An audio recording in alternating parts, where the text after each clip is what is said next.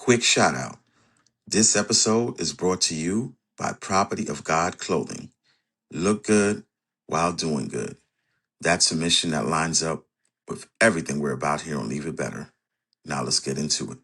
Welcome to Leave It Better. My dad says every person we meet leaves a mark on our lives, and every choice we make can leave a mark on the world. This is a space for hope, for love, and for stories that remind us we are all connected. So take a deep breath and let's leave it better together. Hey, everybody. My name is Dwayne Daniels. This is the Leave It Better podcast. And I have a special guest today. His name is Kenneth E. Morris. I'm going to give you a quick introduction of who he is. I want you to think about something for a second. Think about the kid who grows up in a neighborhood where the ceilings feel low, where the world hasn't exactly sent the message that the sky belongs to them. Now imagine that same kid decides to fly anyway. Not just literally, though he does that too, but through every hard thing life threw at him. Through poverty, through service, through sacrifice, through moments where giving up would have made complete sense. That's the man I get to sit down with today. My guest is a United States Navy combat veteran, a commercial pilot, a TEDx speaker, an author, and one of the most intentional human beings I've come across in a long time. He's on a mission to make sure that every young person, regardless of where they come from, can look up in the sky and see themselves in it. His name is Kenneth E. Morris. Kenneth, welcome to the Leave It Better podcast. Thank you, man. Great intro, man. Thank you. So we'll get into the first question, man. Take me back to where it all started. Like, what was it life growing up like in the Fifth Ward? And what did the future look like for you? You know, man, I tell people all the time, people that meet me for the first time, they think that I live near an Air Force base or an airport, or I knew pilots growing up, and it couldn't be further from the truth. You know, I in Fifth Ward, if you're from the South in any capacity, or Texas or New Orleans or anywhere like that, or Louisiana rather, you know, Fifth Ward is synonymous with crime and violence and just, during the crack epidemic. But on the flip side of that too, it's also rich in culture. Some great people that come from Fifth Ward, that's brilliant. So Barbara Jordan was from my neighborhood, one of the first Black female congresswomen, as well as Mickey Leland, Doris Foreman, the heavyweight champion of the world from Fifth Ward as well. So Joe Sample, who's a jazz hero to say the least. But these names, people come from where I came from, but they had to overcome a bunch of obstacles. And it was the same. I never thought about flying an airplane. I was terrified of heights, to be honest with you. I didn't think anything aviation related. I was only exposed to basketball and, criminal activities, football. Sports are entertainment. I can't sing, I can't dance, so I had to figure out something. So yeah, aviation saved my life. Oh, man. Yeah, and you brought up an interesting point about, like the crack epidemic, right? And I grew up in that as well. Like, how did you navigate staying away from that, right? Because it's so easy to fall into those traps of everything that you just discussed, particularly in that era. How did you navigate that? Honestly, I think it was basketball, having the right people around me. I was pretty good at basketball coming up, probably like one of the better ones in my neighborhood. So for the longest time, people just, hey, you need to focus on this, play sports and so forth. And it definitely helped me, got me to college on a basketball scholarship as well. But having the right people around me, even though I saw others succumb to drugs, not just friends and people that I didn't know, but even impacted our family. So just being blessed, God showed me a different way and put the right people around me. And that's why I could say I've never tried drugs. I've never been in that space to where, they altered my life. Awesome, man. So when you talk about people being around you, that's a good lead question for me, because that's something I actually wanted to go into. Like, was there a moment or person or an experience that kind of helped shape and push you towards aviation, or even had you think that it was possible, right? Because a lot of things, like you just said, like if we're not exposed to certain things, exposure is like to me the biggest thing. But you don't know what you don't know until you're exposed to it, and you're like, oh wow, like this could be a possibility for me. Was there a person or a moment that did that for you? Actually, I kind of have to reverse engineer the question because Hmm. the short answer is no. But the reason I got into the reason I got into aviation was because I scored really high on my military exam to go into the service, Oh. but I barely graduated high school, right? So the reason I barely graduated high school was because I was shooting dice. I was running with the wrong crowd. I'm Mhm. 17, 18. I think I know everything, right? Yeah, of So course. I got it all figured out at 17. So Yeah. yeah, I was running with the wrong people, and I scored so high on my military exam that once I got downtown Houston to our MEP station, which is our processing station before we ship off to boot camp, a white guy, saw my test scores, and he saw my high school transcript, and they were so different. He thought that I cheated on the test. Oh, So he yeah, said, wait, something is up here, man. These things yeah, are yeah. not So matching up. so they made me take the test again, right there at MEPS, which wasn't cool, but they gave me the same exact test, and I scored even higher on the second one because I really did study Wow. for it. Yeah, when I scored higher on the second one, that's when the aviation job became available. And, I had like 6 or 7 jobs that they put in front of me, being a cook, a Hmm. operations specialist, not highly technical jobs. But then when I saw Hmm. that, I asked about it, and his words were, 90% of the people that try this job fell out. It's a lot of swimming, involves a lot of flying, looking for submarines. I'd advise you to go be a cook. Coming from Fifth Ward, though, Oh, yeah, where I'm from, you tell me not to do something, that's exactly what I'm doing. right. So That's a go to go do it, right? yeah, I now already tell me what to do. So yeah, to this Yeah. day, I tell people, man, I did not have any posters of the wall of Tuskegee Airmen or Bessie Coleman, or I Wow. had no clue. But this white guy, told me I was going to fail out of school if I went, and I took it as a challenge. Ah, that's great, man. Yeah, That's yeah. amazing. So, but you were in the Navy, right? So why the Navy? Like, why did you choose the Navy? Was it just you tested high, or was that by design? Yeah, they were the only branch to come to my school. I lived in a school, Okay. yeah. No other branches even came to my high school. Only the Navy came. Wow. And the way I met my recruiter, I was actually skipping school one day, or getting ready to skip school. And when he was coming out, and he was the first person that I ever can, like, when I think back, that was a mentor for me. Right. So Mm, he didn't push the Navy on me. He was like, man, what are you doing? Why are you skipping right. school? What's your plans for the future? And I never really sat down and thought about it until I met him. So that's how I ended up going to the Navy. It could have been any branch that would have showed up that day, but he happened to be in the right place at the right time. Wow. I always say things don't happen by accident, right? I think things always happen for a reason. The way they line up, the people you meet, they help shape you. But Yeah. it's telling that you met this guy, and I think at the right time, and that he didn't push it on you, right? I'm the same way. Like, even though we've come from different areas, I was born in the Bronx, New York. We still have that same attitude. Like, you tell me I can't do it, right?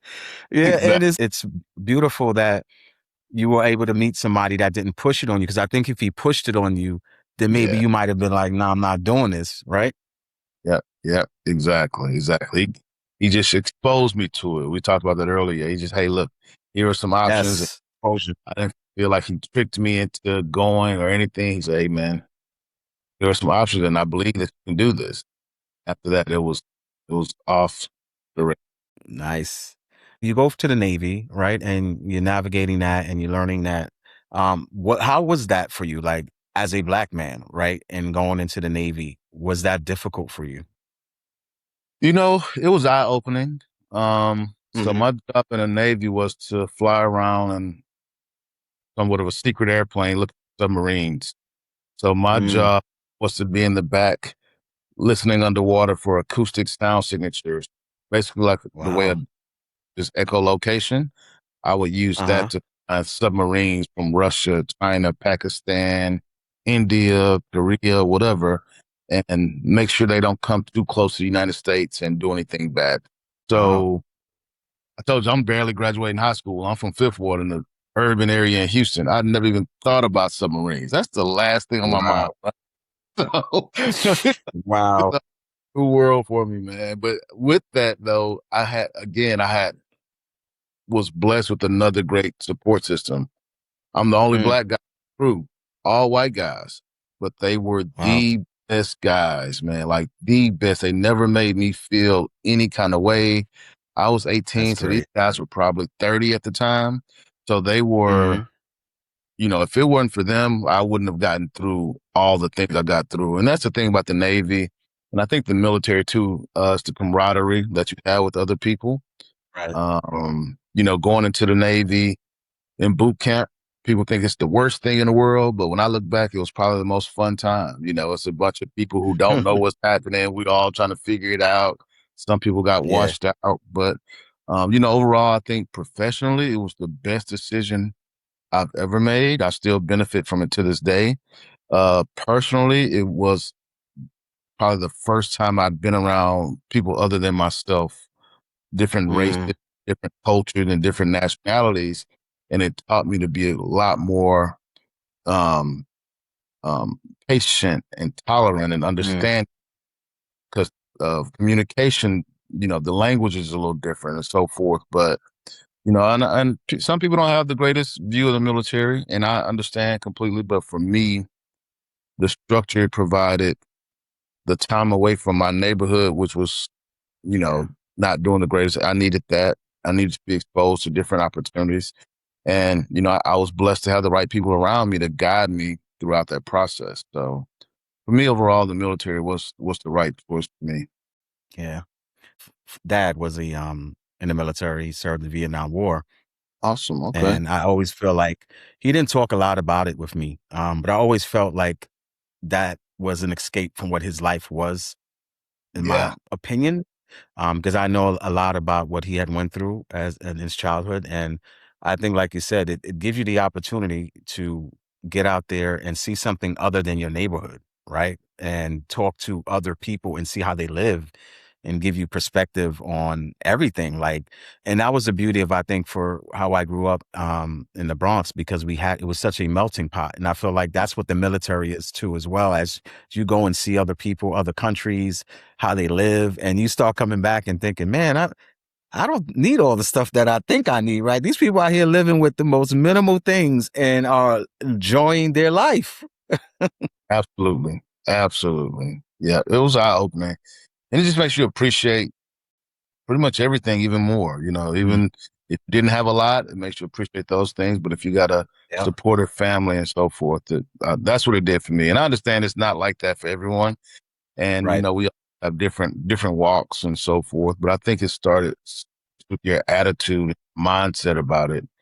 If you're going in there with a positive mindset, like, how can I make the most of this instead of Hmm. forced to be here, then that changes how you receive the information that they're trying to give you. It changes how you receive the conversations and so forth. It's just how you're opening up your mind to start with. Mm. Yeah. So when did you know? When did it click for you? Like, you know what? This could be something other than just the Navy. Funny, man, the way it worked was I still remember Lieutenant Kashak. I'll never forget. I was getting promoted, and so the crew knows when you're going up to the next rank. And so we were overseas, though, during the wartime, and we fly for 10 hours at a time at least. So every time we take off, we're in the air for at least 10 hours. So it's a long flights, long day. But Wow. during this time, and again, I'm working in the back. I'm just grateful to be there. I'm like, hey man, I'm doing my thing. Then he called me on the radio. He said, hey man, you think you can fly the plane? I'm like, what? we fly the plane. Wait, hold up. Fly the happy sitting in the back. I never thought about it. Never crossed my mind. I'm thinking, okay, let me just do what I do, and then here I go. Here's another Yeah. opportunity. I'm from Fifth Ward, though, right? Yeah, I think I can Yeah. fly. Yeah. That's it. Yeah. I was terrified, terrified. Man. So, so he called me to the front, man. I'll never forget. I got in that right seat. he had the autopilot on for a while, and then he said, "All right, just do what I tell you, and then you'll be just fine." So he turned the autopilot off. He said, "All right, I want you to turn to the left," and I started turning the plane to the left, and I just see this huge $40 million plane turning to the left. I'm like, oh, Wow. okay. Then say, okay, I want you to turn right. So did the same thing. So I see the Wow. plane right, and then say, I want you to pull back. So the plane started going up. Like, this is my first time ever touching the controls of a plane. Wow. $40 million military airplane, and it just did something. Oof. It did something to me. The fact that he believed in me, it's 10 other people in the back that believed in me. They were not tripping about me flying the plane. Usually, when you get an introductory flight or a discovery flight before you become a pilot, you're in a little 4-seat Cessna. It may Uh-huh. cost 100,000, 200,000. Here I am in a multi-million-dollar Right. military for my first time flying. But I knew at that moment I was going to become a pilot. I didn't know how I would get there. I didn't know how long it would Mm, take, but I knew that ultimately I was going to satisfy that goal. Yeah. that was the moment. Yeah, that was the moment. Oh, nice. I think about how nervous I was just to drop a car when I was first learning. You up in the air with a plane. I was like, I'm like, no, ain't no way I'm doing this. What? I was thinking the Oh, to same fly thing. the plane. Ain't no way. Oh, Yeah. man, that is kudos to you, right? You saw the opportunity and you didn't run from it, right? You were like, all Yeah. right, let's do it. I'm scared. I'm gonna do it scared. Yeah. I try to tell my kids that as well. When my youngest is like, Daddy, I'm scared. And I always tell him, it's okay to be scared and do it. Right? You just gotta do it scared. And you did it scared, man. That's amazing. Yeah. On the other side, man, it's been such a rewarding, man. I can't even quantify how rewarding it's been since then. Now, it hasn't been all great every day, of course not, but Right. working towards something, and then like the doors that open, the networking that opens up. Right. I don't even tell people I'm a pilot when I introduce myself. If we get into a conversation, yeah, I work in aviation, Yeah. but when I talk about the piloting aspect, it just opens up so many other doors, which I'm grateful for. But yeah, it started from that moment. Wow. That's amazing, man. A question for you, as being a veteran, and this is a Okay. question really, I think, kind of connects to my pops, to be honest. So I know a lot of veterans come home and struggle to translate what they gave into what comes next, right? So you get out the Navy, you're finished. Like, what did you know what came next for you, and how were you treated as a veteran? I feel like there's not enough being done for veterans that serve, this country. What was your experience? I think you're 100% correct.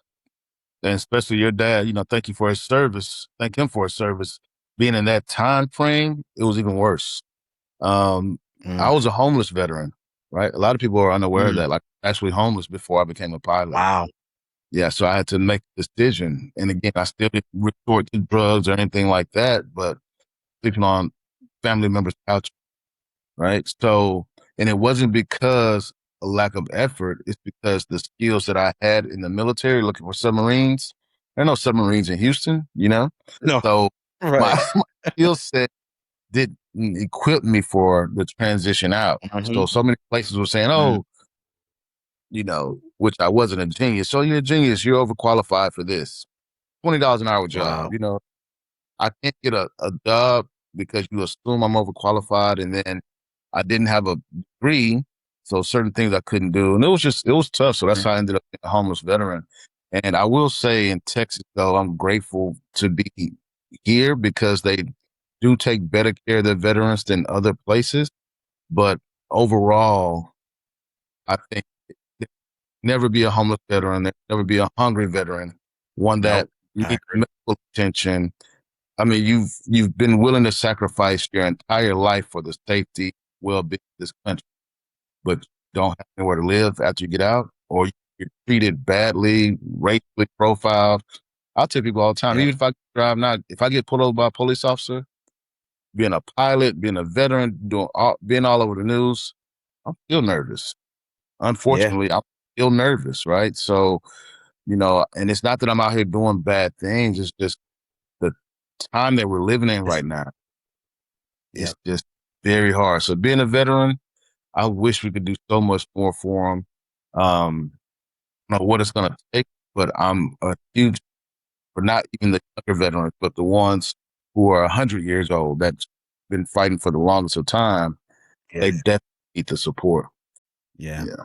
Maybe that's something we can talk about offline at some point, right? Like, I don't know. It doesn't have to be. And I think a lot of times we get caught up in the biggest thing. It has to be the big thing that we're doing for the veterans, right? And it could be as the smallest of things that maybe we're collecting items or, putting them in touch with the right people. I don't know what that looks like, but I think, Kenneth, for someone like you that I think cares deeply about not only yourself, but how others are treated and how you're leaving spaces better and veterans, right? Like, I think maybe we can talk about something that we can Yeah, do, right? Like, it starts with somebody, right? And maybe it starts with us. absolutely. Yeah, I'm all for anything to help others and I say leave them better than how we found them. I'm all for that. But touch on what you said too, man. It's sad that you're a veteran, you're a TED Talk speaker, you're author, you've done all these amazing things, and we still have that fear of being pulled over as Black men, right? And it should never be like that. And again, it's not like we're doing anything illegal or doing anything just bad. It's just Yeah. we're in this society that we have to deal with this. And I hate that I have to explain that to my youngest son at some point. My oldest son already knows, we've had the conversation, but I'm going to have that conversation with him. And that sucks. Yeah, it does. And then not only that, but I think it's easier saying it to another Black man than the general population, right? So when you say it Yes. to a white male or a white female or Hispanic, whatever, a non-Black person, Yes. you can say it, but I don't think you can really convey how it really feels to be like, man, I just want to feel normal. I just want to be able to go from point Right. to B, and I just don't feel it in my gut, right? So Yes. I Oh, have to be intentional about every decision I make because one wrong move and I'm on the news tonight, and I yeah. no intention of being. So it's very unfortunate, and all we can do is teach our young people, hopefully, how to move the way we're moving to see our age effectively. Yep. Exactly. Exactly, man. So you talked about resiliency as more than a buzzword, right? And you've Yeah. actually had to live it, right? You've been super resilient. Um, what does real resilience look like for you when things aren't going well? And what are the maybe like tools that you maybe use to get yourself through something that's hard? I think growing up in Fifth Ward, living in some of the worst neighborhoods in Houston, economically, great people, but just economically, we Hmm. lived poverty.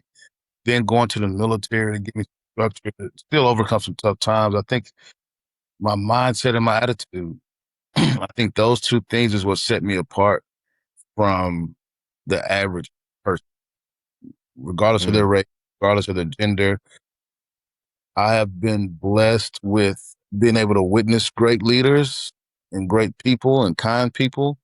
And what I've noticed about them is their attitude about life, right? So, okay. and it's more grateful than anything. I can't think of anybody in my circle who seems entitled, like something is owed to them, right? So they wake up Right. full of gratitude. Okay, I'm woke. I get another chance to do this. Great. Let me figure out how Hmm. to make the most of this day. You get to do that. It's not you're Yes. forced. So for me, resilience, that is, it's a buzzword. And just because you get through one thing, that's great. What's going to happen when the next three, four, five things come back to back? Hmm. That's resilience. And I'll just give you a prime example. I tell people all the time, 2024 was probably the hardest year for me professionally. I've been in the military since 1998, in aviation since 1998. I got promoted the first time up every time. Early promotes, you're doing amazing, blah, blah, blah, blah, blah. I made E5 in 3 years, which is pretty unheard of. Got out, started my nonprofit business in aviation, met the mayor, went flying with the Blue Angels, did all this amazing things, and that day skyrocketing up. 2024 was my first time really making an effort to go to the airlines. And my dream was halted right there. So in aviation, as a pilot, if you get a black mark on your record, it's on there forever. So for Oh 20 wow. plus years, I'd never had a black mark or termination, anything on record. So the first time it happened was in 2024, and it was soul crushing, right? Because here I am, Mm, the poster child, the black pilot that's helping kids, and and then I hit this plateau, and then it not only happened once, but it happened twice. That alone was tough. My grandmother died right mm. afterward. Then my second grandmother passed away. Oh So this man. all within months of happening. And then that my daughter, who's 26, she had 5 major surgeries for IBS. It was bad. Like Oh. I couldn't move. So that took me away from everything so I could focus on my daughter. After that, her mother passed away. So Oh this is man. all, and this is within the last year. So this past Father's Day, my father had a stroke, and I had to go to another city in Houston, outside 8 hours away from Houston. And then while I'm there caring for my father, I found out my sister's been missing for 3 weeks. Oh So boy. all of these things, when I say took a toll on me, but I had to wake up every morning with a sense of gratitude because a lot of people Mm. didn't even wake up. But people only knew, right? So I didn't even share Oh it on man. media. I didn't share it with only the people really close to me knew. But it's like, how do you? My aunt asked me, how do you keep going? How do you push? It's my mindset and it's my attitude that I'm grateful to be because it's so Mm. much. Like at the end of the day, all these things are not going in my favor, but I'm grateful to wake up and at least have the opportunity to adjust more correct. So yeah, it's resilience is something, but anybody can. Mm. It's just mindset and having the right attitude towards. Man, that's a powerful message, and salute to you for, getting through these things. Um, yeah, Yeah, obviously I just got to know you through Ethan. yeah, Shout out to yeah, Ethan yeah. for hooking us up. But yeah, that's powerful, man. And for you to still be grateful and still have that right attitude is truly amazing. As one black man to another, I just want to tell you, you have a space to speak with me about this as well. I think what I don't want for you, and I'm not throwing this on you. I don't know, right? I don't know the situation, but if you ever need an outlet to speak, right, and talk and just say, "Hey, man, I just need to lay this out on you," right? Know Right. that you have that with me, not having someone to just talk to, man. It doesn't even have to be therapeutic to like a therapist or anything like that. Just another man that you can say, "Hey, man, I went through these things. I'm struggling today. I just need somebody to listen," No, and I want you to know that you have that. no, I really appreciate that. That's priceless. It means a lot, man. I really will. And I'm probably gonna take you up on that too. So No, absolutely do yeah, that, man, because as black men, too often we don't. We just carry it. We keep moving. I'm good. Yeah, yeah, I'm yeah, good, man. No, I ain't good. I'm not- I'm grateful, but I'm not yeah, good, right? yeah. Yeah, man.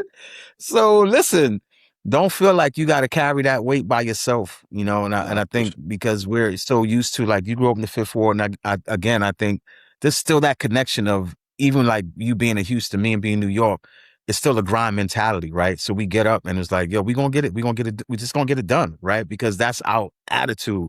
Yeah, I know this is happening, that is happening, still gonna get it done, right? Yeah, But we still got to check in with ourselves to make sure we're able to pour out to the people that we want to give to, right? And absolutely. I'll get off my soapbox after this one last thing, because it's Oh, one thing that my coach Devin always used to tell me, right? When you have you have your coffee cup, and under that coffee cup you have a saucer that you put on there, right? Like, right. So what you want to do is you get your cup filled to the point where everything is falling into that saucer, right? And when everything is falling into that saucer, what people are pulling from is from the overflow, right? When they're pulling from the overflow, they're not pulling from that cup. So you're left empty. So I want to make sure that you're doing the things that fill your cup up. So when you have to run and do this for your dad and everything's going on with everything else, there's something left for you, Yeah. You know, that's super important. You have to have something left for you. And if you don't do that, you're going to burn out and you're going to crash. And I don't want that for you.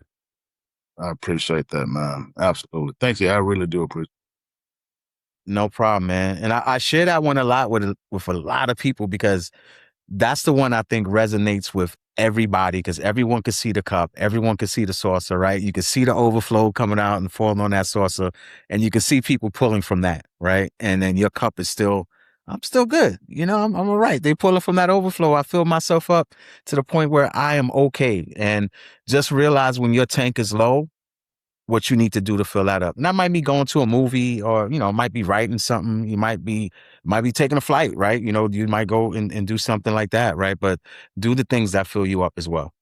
it. No, that's a great. No, I hadn't heard that one, but I definitely can relate. That's Good, good. And yes, please take me up on that offer if all you need right. to. I Cool. mean that in seriousness. All good. I'm not just saying it for the podcast. I really Yeah, mean it. I feel you. I feel you.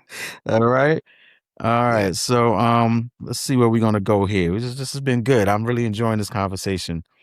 Um Let's go to theme number 2, where we're gonna say we talked about resilience. Right. Okay. So I know where I want to go now. So you made the decision that getting to the flight deck wasn't enough, right? When did you say it's not enough for just me, right? I need to see other people that look like me doing this. I tell people all the time, I live in 2 different worlds, right? So Mm-hmm. I do live in the aviation world, and humbly and gratefully, I know quite a few people in aviation that know some other people in my network, and you know, I have a Mm-hmm. pop name, and it's a great life. The issue comes when I live in my other world, where I'm still in the neighborhoods, I'm still in the communities, and I see the potential. I see what can be, but they can't see it yet because Mm, they're still in the same, their daily process is the same. They're not really able to think outside the box and see themselves at an airline or flying in the military. But I understand why too, because they may not have had anything to eat last night. They may not have mm-hmm. they may witnessed something that they shouldn't have witnessed at a young age. They may have all kind of distractions, especially with technology now that we didn't have growing up. They're living in a different time than we did. So for Yeah. young people, it's like I'm at the airport here, and in Houston, Houston is a really big place. It's 20 miles from the inner city, right? So where I grew up. So my thought process is, how do I bring these 2 together?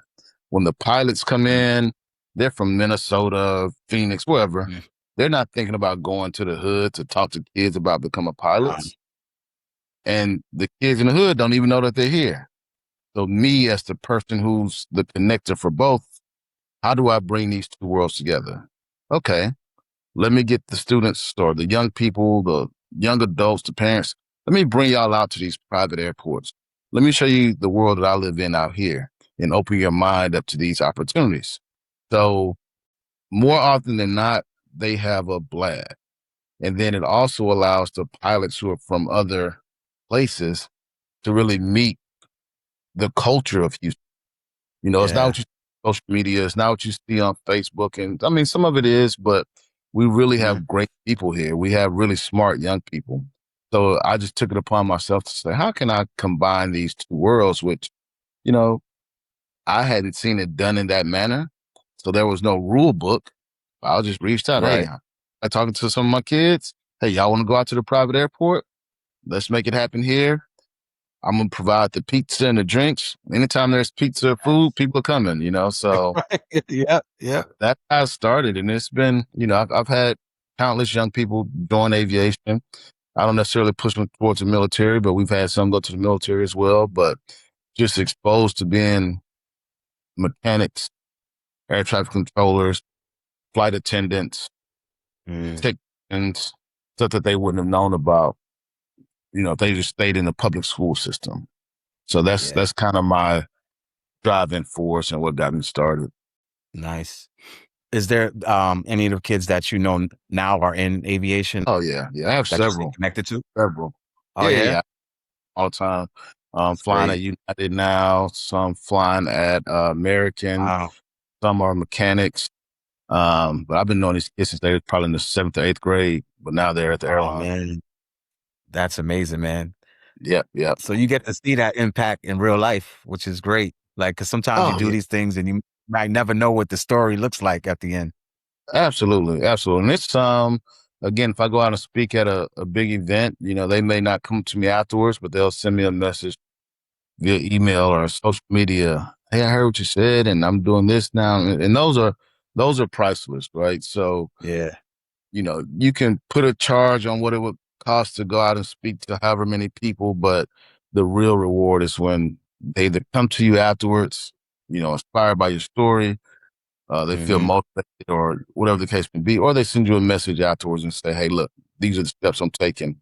It's the part that's kind of, I haven't quite accepted yet is when I hear young black boys, 6th, 7th, 8th grade or high school say, I want to be like you. And I'm like, oh, you can be better. Wow.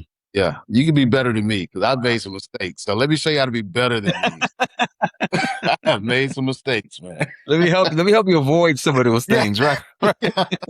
You can be better than me, trust me. But yeah, those are the When you hear that, that means you know you're doing something right, right? When people can see that and say, "Yeah, man, I just want to be just like you." I tell my kids the same thing. No, you're gonna be a better version of me. It's just the main reason I never made either one of my sons juniors was because I didn't want them to feel like they had to be like me. Like that's not what I wanted. I wanted you to create your own path, your own name, and be yeah, who you are supposed to be in this world.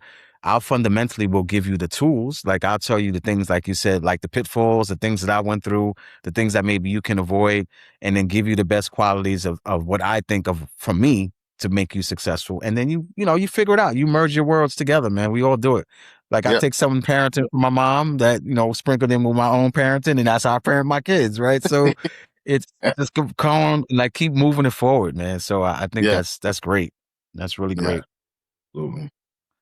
And you've been inspiring, man. So one of the things that you did was you created a coloring book. Like, what was the basis for that? Like, how did that come about? Like, talk You to me know, about and talk to me what it's yeah, about, the coloring yeah, book.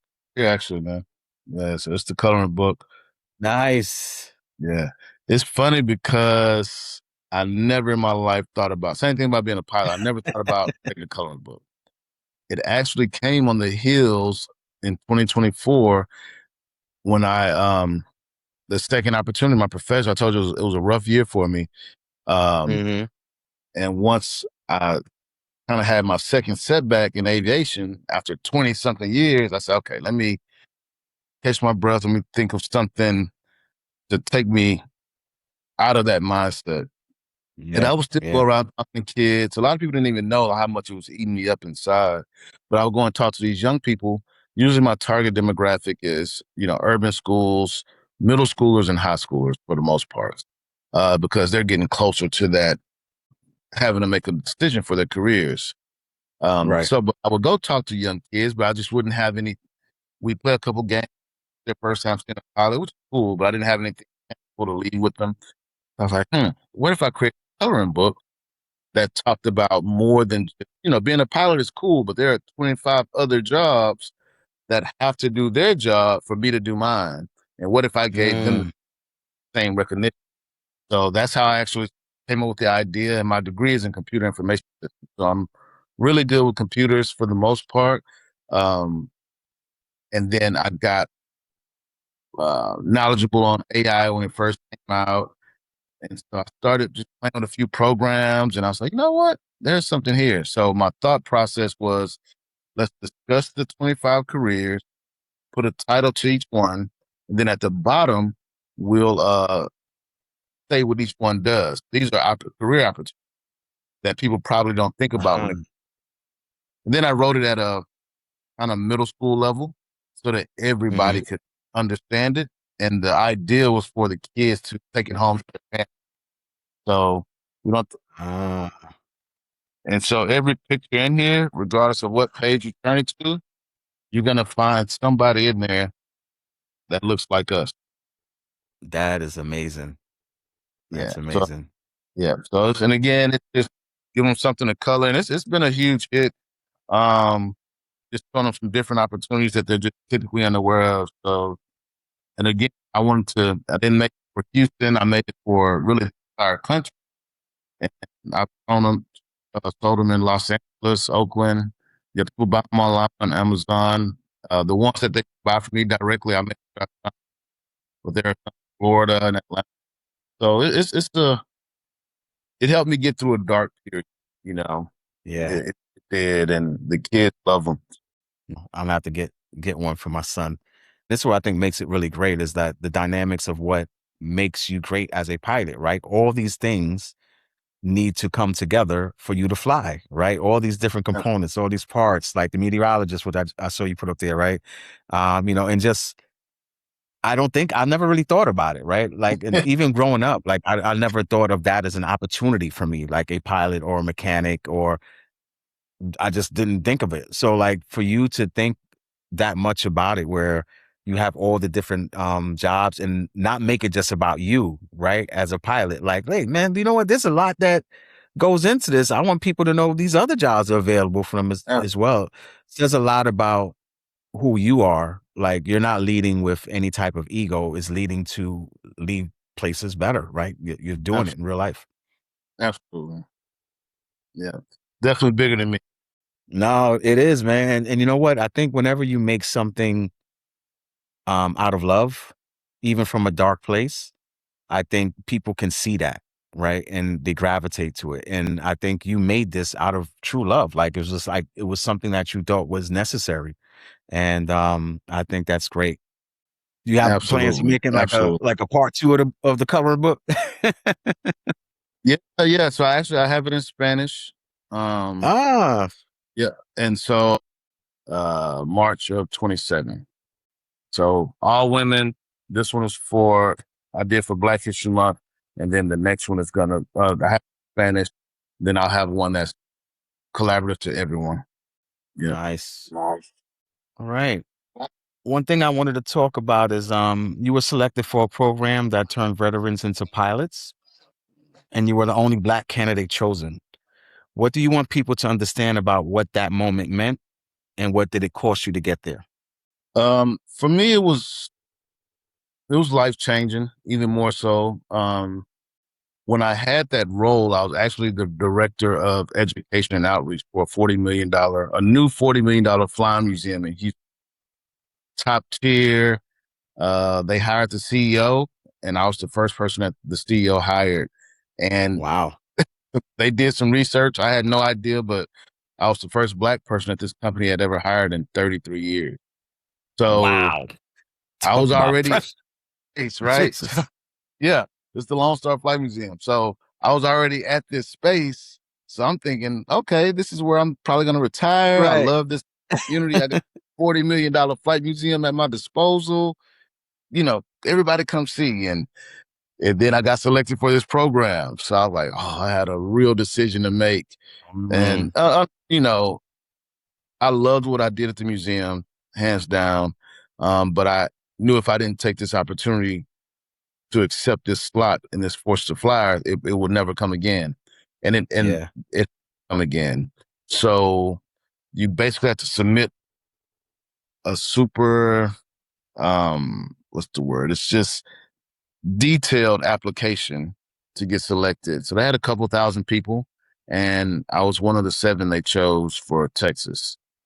So basically what it is, the biggest hurdle usually is the financial hurdle to becoming a pilot. So what they told me was, hey, you're accepted to this program. Don't worry about any of the flight training costs. All we need you to do is move to this school and focus on flying. I'm like, what? So it's like Wow. $100,000. I was like, whoa, absolutely. So at that time, it was me and my son. And I told him, hey, look, man, I love you, but we're about to go experience something else, And he was like, all right, Dad. He wasn't tripping. So he actually was in high school at that time. Yeah, he was in high school. And we moved just north of Dallas, which was about 4 hours away from Houston. So it wasn't too bad. But I was just able to focus on flying. I didn't have to worry about paying anything out of pocket. hey, we just want you to fly. And when that happened, and that's all I, got in that space, in that zone, no failed check rides, no failed tests. And I just proved to myself again that I could do this if I was Mm. put in the right space to do it. So yeah, after that, it's been, flying all around the country and so forth. But yeah, that's how I got my pilot license. And so unlike others who had to go get loans or Yeah. it takes much longer time, I was able to just focus on that like people focus on work. Uh, did you feel a lot of pressure though, being just the only Black man? Like, and this goes to what we were talking about, like having an outlet, right? And someone to talk to. Like, there's no one else in that building that really knows that experience, right? So how did you get through that? Yeah, I tell people, I probably wouldn't have been able to get through it at 18. So Mm, being a little bit older helped me because I'd experienced more of the world. yeah. So that was definitely beneficial because a lot of the people there were younger, early 20s maybe. Um, so that was a big point. So I was the only Black student there probably my entire time. They had a couple of Black instructors, and this is another interesting part. So for my private license, the very first license, I had a Black instructor, a guy by the name of Alan Norton. Still talk to him to this day. For my second, Awesome. third, fourth license, I had Indian instructors, but we were all dark Oh, wow. skinned, right? So my last Yeah. instructor, my guy I did my check ride with, he was African. So I don't know if it was intentional or not. I never asked. But my entire time there, I was doing most of my flying. 95% of my flying was with somebody. When I looked over, they were my skin complexion, Ah. right? Which is unheard of. It is unheard of. So I would take my test, though. I would take my test with white males. So they would Mm, get me all prepped. We go do all my flying. Kenneth do this, blah, blah, blah, blah. But when I had to go take a test to actually pass to the next section, those were with white males. And mm. I was ready. I was more than ready. The way that hurt me ultimately was once I got to the airlines, it was the complete opposite. Oh. Most of my time was flying with people I hadn't flown with before. So it was a Mm, culture shock. But yeah. yeah, so my story is interesting in a sense that when I look back on it now, um, there were a lot of lessons to learn, and I Mm-hmm. didn't learn them until probably towards the latter part of it because I was so engulfed in the. But I wouldn't Yeah. trade it. I've learned so many valuable things to take forward, just make me a better pilot and a better person. Yeah. Ultimately, when it's all said and done. Yeah. Yeah. It sounds like those experiences really just, it shaped you in a really good way. And I agree. Sometimes you don't know the lesson until you out of it because you're so ingrained in getting the thing done, right? I got to get it done. I want to finish this, got to get it done. When you finally get it done and you're able to breathe, you're like, damn, that was some bullshit I went through that. You're like, yeah, right? You start really like come back like, man, you know what? Why not think about that, right? And then you be mad at yourself, like, man, I should have said something.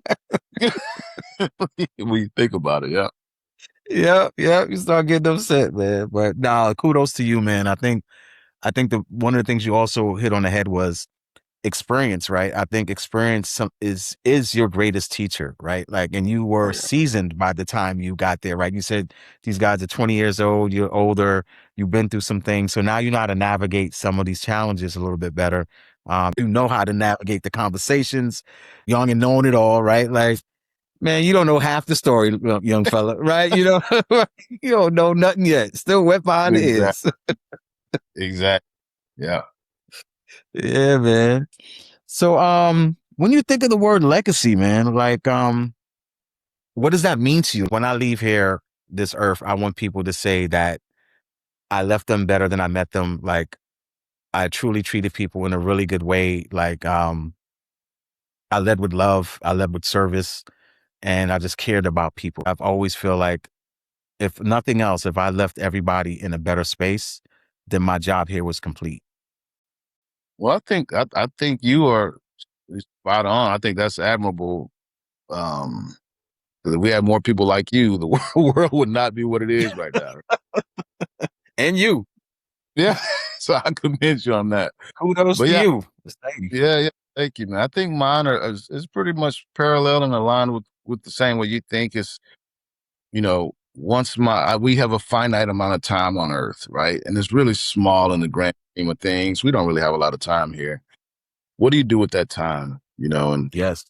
I don't want to be the guy that's on a t-shirt for a week or two and then it's discarded. And, when people have a career, because pilots make millions of dollars, they're going to make millions throughout the career. When they go back and help somebody in their old neighborhood or kids who would normally not see them, I want them to be able to say, hey, man, this guy, Kenneth, he was the one who really made me believe in myself Yeah. or pointed me in the right direction when I needed it most. I didn't get a chance to tell them, but, and then that, helps somebody else.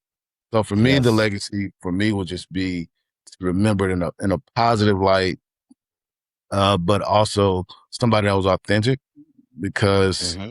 when you work for these big companies and big airlines, I know personally that sometimes what pilots really want to say and what they say can be sent because they don't want to lose their job, right? Right. So I don't have that problem. I can, I can literally say whatever's on my mind, and I speak for them. So, I think that's how I want to be remembered, as somebody that was just, genuine and authentic and really cared about others, and just put them in position to be successful, even if it was a step ahead of me. I have no problem with Mm, that. mm. That's it, brother. Like that. And that is right. Like, even if it's a step ahead of me, people leading with ego, right? And they say, oh, yeah, I want to train this person. Yeah, I want to be great. Wait, as long as he's not better than me. And I always look at that and I say, but listen, that is the greatest compliment you can have. If I've managed 8 people, right, and they all have gone on and did amazing things better than me, what does that say about you? Yeah, Right? yeah. What have you done? You poured into these people, they've done amazing things, but then you get people that's just like, no, he can't be better than me. Exactly. Exactly. Yeah. Oh, so crazy to be Kenneth. I'll tell you, man. That's, that's pretty So funny. I got like 2 more questions for you, and Oh, then yeah. enjoy the rest of your Saturday, my brother. Likewise, Um, likewise. what do you want the kid from the Fifth Ward, the one who hasn't been told yet that the sky belongs to them, what do you want them to take from your story? That kid that's there, like, and he feels like there's nothing for him, there's no hope. What do you want him to take from you? Um, Good question. Don't be afraid to step out there. Don't be afraid to leave our community.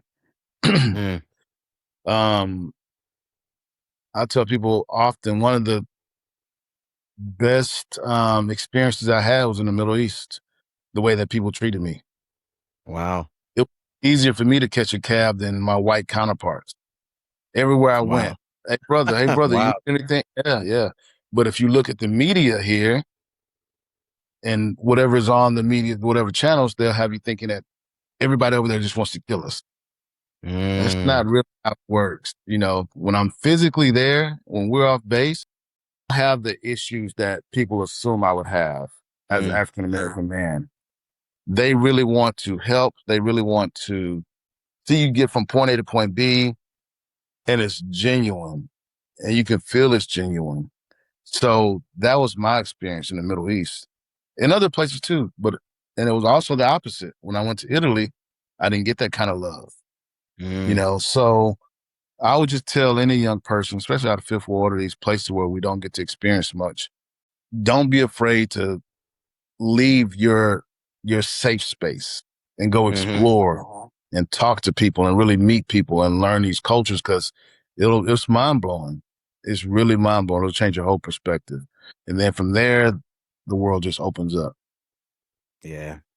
Yeah. That's a So great piece of advice, man. And I think a lot of us get caught up in the box of what our world looks like, right? And that, to me, is the biggest detriment to learning. I think how you oh learn yeah. is getting outside of your box, meeting other people, exposing you to other things, right? And like even food, right? Like different foods, right? You know, clothing, like lifestyle, like how they're living, like you it just exposes you to other things. And now you're thinking, like you said, now the world becomes this big thing. Like, you know what? I don't have to stay in New York, right? Like I can live anywhere. And I tell my oldest son that a lot because he travels more than I ever did at his age. Like, I mean, Yeah. he is all over Right. the place. And I love it. I love it from him. And I always tell him, man, like, live wherever you want to live. Obviously, I want you close because I want to be able to see you as often as I can because I love him. He's a great, great young man. But I also want to live a life that makes sense for him, not for me, right? It has to make sense for him, you know, where he wants to raise a family at, you know, things like that. So you can't do that if you're stuck in just what your environment is in that box. You only can do that, like you said, by going out and doing it, right? Don't and do it scared, like you said earlier. Yeah. Yeah. 100%. I just don't have regrets. That's, as I sit here and think today, it's like, what do I regret not doing? And it's not too much. It's not too much. And it's still things that I anticipate doing, that I'm Yeah, excited about. Currently, I don't think it's too much I regret that I didn't at this point. Yeah. nice. So when you hear the phrase "leave it better," what does that mean to you? Um, the first thing I think of, and it could be a cultural thing, right? So whenever we would have the opportunity to go to our uncle's house, go to a hotel or go somewhere, our parents would always say, "Leave it better than how you found it," right? Or clean Right. up after. Clean up after yourself. Yeah. Yeah. So that's the on how early I heard the phrase "leave it better," and it started kind of Mm, clicking. Leave it better, okay? And maybe they didn't wash the window, but we're gonna wash it before we leave. You mm, know, we want this place to be better than how we found it. We want this person to be better than how we found them. So, for me, what I give is, even though I'm human and I have a range of emotions like everyone else. hmm I try to make sure I pour into people, not what's the word? I don't want to just walk around all day pouring into people that's not asking for it. You're right. Right. But if we come across each other and have meaningful dialogue, I want you to feel like either you can do something that you hadn't thought about doing, you're inspired, or you're out of your funk, whatever the case may be. And I actually, Victor Glover, the guy who flew around the moon, a friend of mine, right? And I got a chance to see him talk to people and how he engages people and Mm, just his normal self. He would be a prime example of leaving it better, right? I've never seen him speak negatively or try to diminish a person's capabilities. If anything, he heightens them. I remember I brought high school mm, kids, and one of them said they want to be an astronaut. He literally stopped and laid down the path for this young person to become an wow. astronaut. Didn't know this kid from anybody, but Mm, I think that's how you leave it better. Because if you never cross paths with me again, if you have a glimpse of our conversation or a glimpse of our meeting, or you hear me when I'm speaking and in the crowd, like, you know what, I didn't get a chance to meet him in person, but I remember he said, I can literally be whatever I want to be. So I'm going to go be an yeah. artist. I think that's what leaving it better is. And it's no reward for it. I think that's just who you naturally are. If you're Mm, doing it for a reward, then kind of pointless because you're not going to always get that reward. But if you wake up and say, you know what, I want to leave my children, my family, my friends, or even complete strangers, you know, if they had the chance to experience time with me, I want it to be a positive memory, something that they can build on. So I think that's what it means to leave it better. love it, man. That's powerful, powerful stuff. And I'd even think about that in my childhood. Like it did kind of start with that. You're absolutely right. And yeah, that's what I envisioned it, right? And this is why I started it, right? Like there's the chance that somebody comes across this interview and they get something from it, right? And I say, I don't care if it's one thing, one line that resonates with somebody, and they watch it and be like, man, that part right there hit home for me, right? And that's why I wanted to do this, not only just for that, but for the legacy of my children, for my dad who wasn't left better. I wanted something that far outlives me, and serves a purpose for other people, right? And I think your story is super inspirational, and I think it will serve somebody. I don't know if it's today, I don't know if it's 3 years from now, but I Yeah. think it's going to resonate with some black kid out in the Fifth Ward or black kid out here in New York, and they're going to be like, man, I never thought about being a pilot, man. And now I have an idea of what that looks like. And Yeah. that's kudos to you. I appreciate that, man. I appreciate you providing a platform, people who get into your space, you know, doing interviews or podcasts, it may be a monetary thing or it may be an ego driven thing, but I feel like you genuinely want to help people and share those stories that help somebody else other than yourself. So I appreciate that. So thank you for that. Thank you for noticing, man. I appreciate that.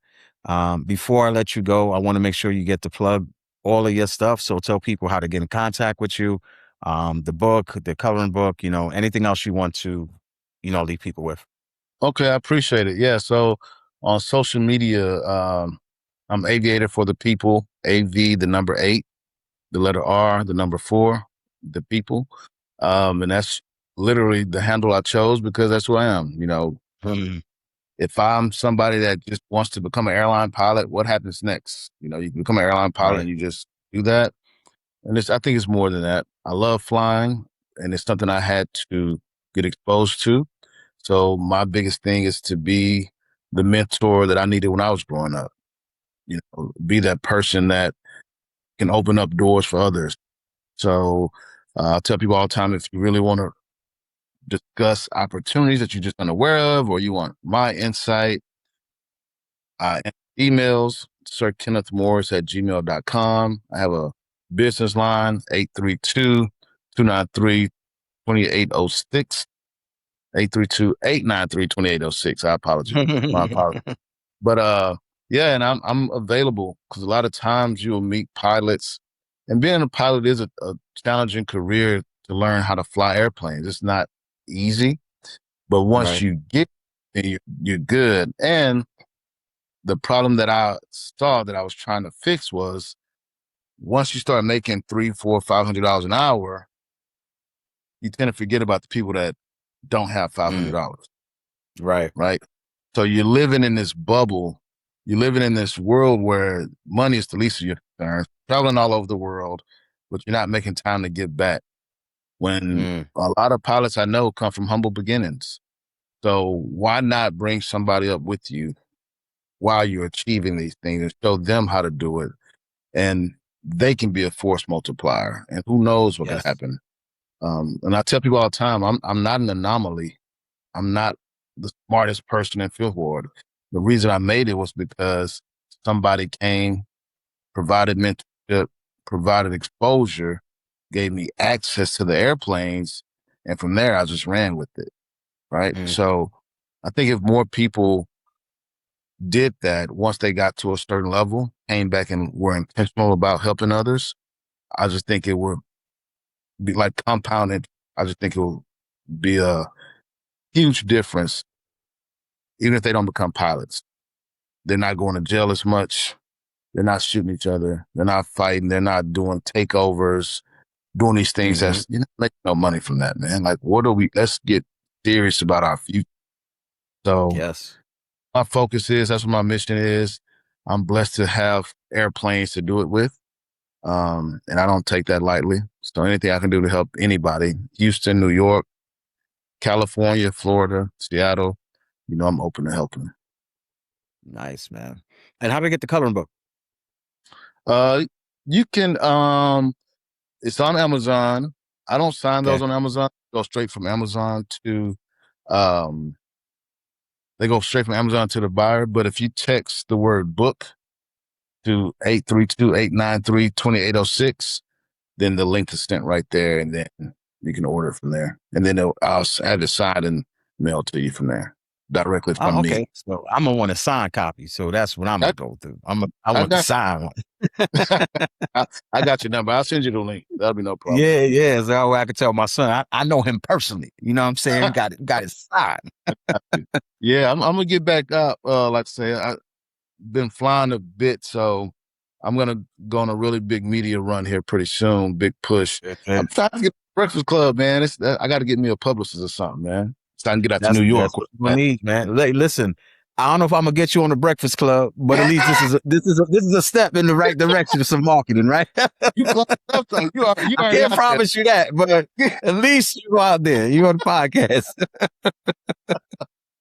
It starts here, though. When I get on there, I'm gonna tell them about you. I will tell them about this. I believe. You know what? And I believe you.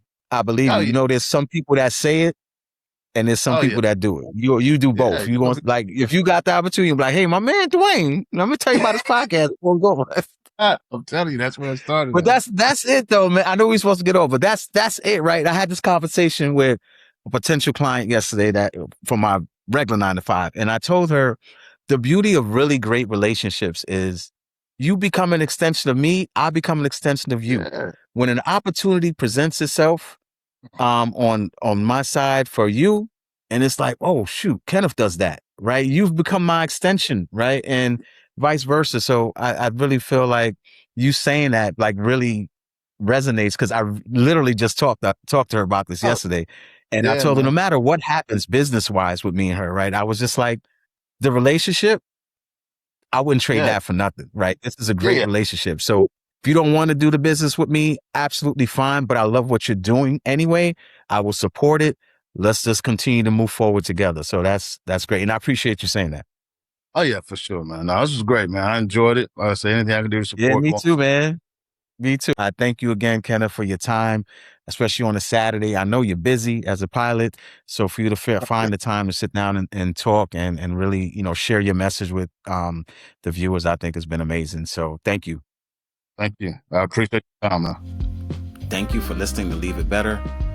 I'm Dwayne Daniels, and my hope is that today's conversation gave you a little more peace, a little more hope, and a reminder that how we show up still matters. If this episode spoke to you, please share it with someone who might need it. And remember, when you leave it better.